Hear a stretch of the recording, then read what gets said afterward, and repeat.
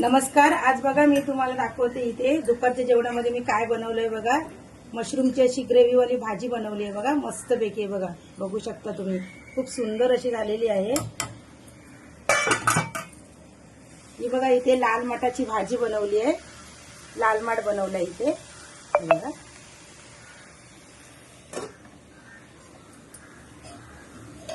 आणि इकडे बघा मसूरची आमटी बनवली आहे. खूप सुंदर झाली आहे बघा. मस्त.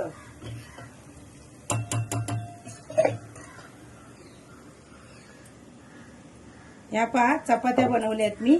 मऊ लुसलुशीत अशा चपात्या झाल्या आहेत. हे बघा मस्त अशा बघा.